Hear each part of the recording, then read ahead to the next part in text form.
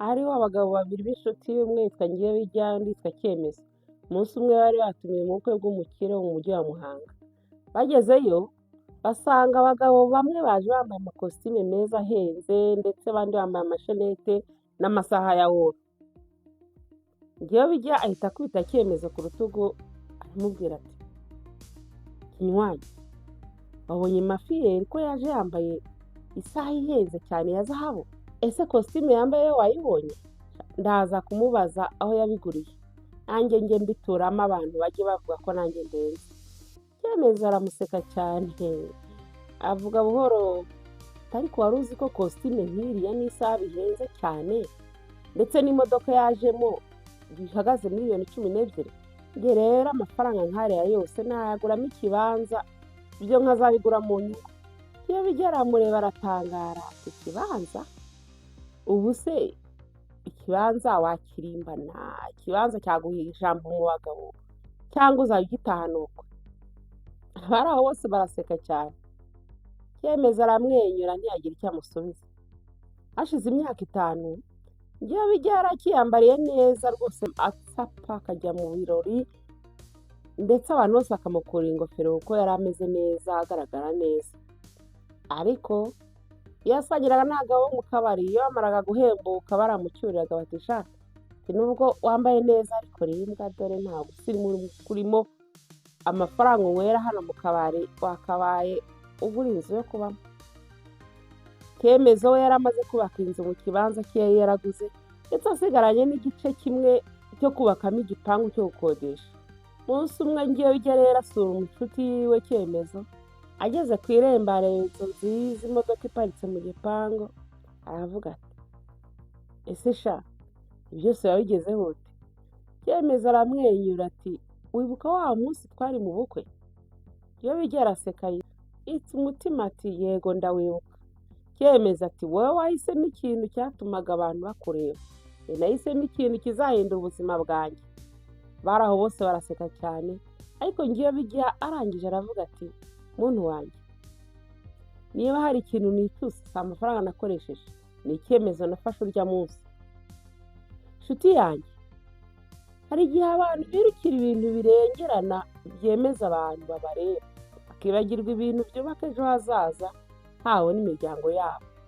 Zahabu inezeza amaso, ariko ubutaka bushobora guhindura ubuzima. Ese wigeze urota wibitseho umutungo utagajuka? Uyu munsi ngiye kwereka ikibanza cyiza cyaguhesha zahabu yongera gutura neza. Kurikira nkwereke, ntugire aho ujya kuko ubutaka buraba ubwawe uyu munsi. Muraho neza abakunzi ba Fortran 2050. Uyu munsi nishimiye kongera kubana namwe kandi mbazaniye amahirwe adasanzwe y'ishoramari. Dufite ikibanza cyiza cyane giherereye mu mujyi wa Muhanga, umurenge wa Shyogwe, akagari ka Ruli, umudugudu wa Kavumu. Iki kibanza kiri muri site ya Ruli, imwe muri site zikomeje gutera imbere ku muvuduko udasanzwe. Dufite ubuso bwa metero kare 618. Ubu ni ubuso bwiza cyane bwo kubakamo inzu y'inzozi zawe cyangwa igipangu kizajya kiguha amafaranga buri kwezi. Reka nkwereke impamvu aho kirari heza cyane. Kugera kuri iki kibanza biroroshye cyane, unyura kuri kaburimbo inyura kuri zipline, aho drone zihagurukira, ugakomeza nk'uwerekeza muri centre ya Karama. Iki kibanza kiri muri metero 200 uvuye kuri uwo muhanda wa kaburimbo. Ni ukuvuga ko ukiguze waba uri hafi y'umuhanda mwiza, transport yoroshye n'ibikorwa remezo bikwegereye. Abashoramari beza bo bazi ko ubutaka bwegereye kaburimbo ari amahirwe menshi kuzamuka mu gaciro. Iyo uhagaze kuri iki kibanza ubona agace kose ka Muhanga, gifite view nziza cyane, ni ahantu hashashe, ntuzangayikishwa no gusiza ubutaka cyangwa kubanza kubakira imikingo kugira ngo ubashe kubaka. Ikindi kintu cyiza cyane, ikibanza gifite neighborhood nziza cyane, kizengurutswe n'amazu meza kandi agezweho.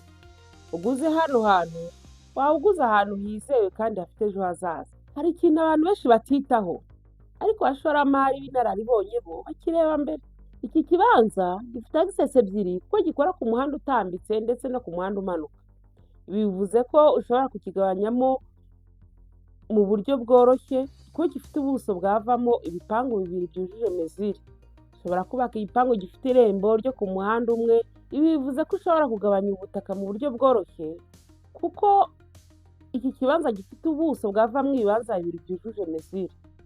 Ushobora kubaka igipangu gifite irembo ryo ku muhanda umwe ukakibamo, ikindi gifite irembo ryo ku wundi muhanda ukagikodesha. Bityo abahatuye bose bakaba bafite ubwisanzure busesuye.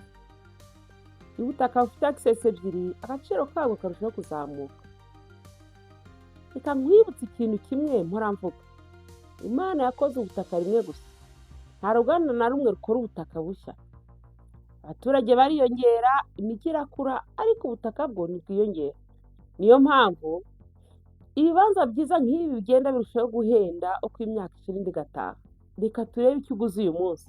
Ubuso bwa metero kare 618, ibibanza bibiri ni ukuvuga 2 in 1.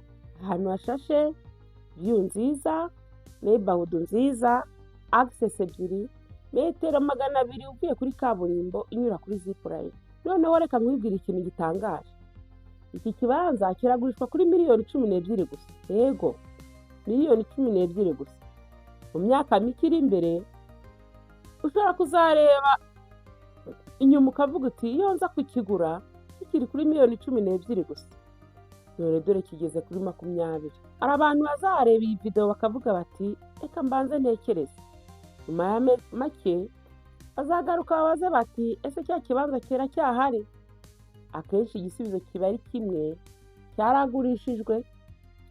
Niba ushaka kubaka aho gutura heza, niba ushaka gushora imari ifite ejo hazaza, niba ushaka umutungo uzamuka mu gaciro buri mwaka, iki ni cyo gihe cyo gufata icyemezo.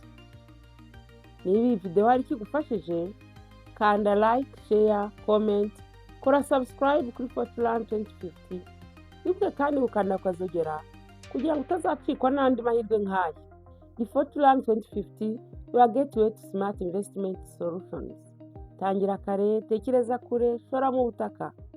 Murakoze, reka tuzongere muri video itaha.